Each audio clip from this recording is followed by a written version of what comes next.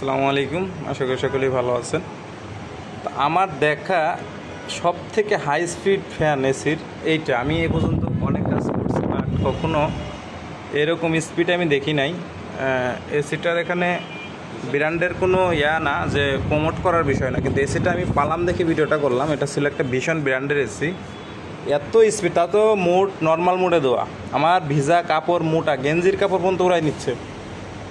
তো আমরা যদি এয়ার মোডে দেই তাহলে এই যে রিমোট, দাঁড়ান রিমোটে আমরা যদি এসির মুডটা একটু পরিবর্তন করে দেখেন, এই জায়গায় আমার মনে হচ্ছে যে ঝড় তখন শুরু হয়ে গেছে।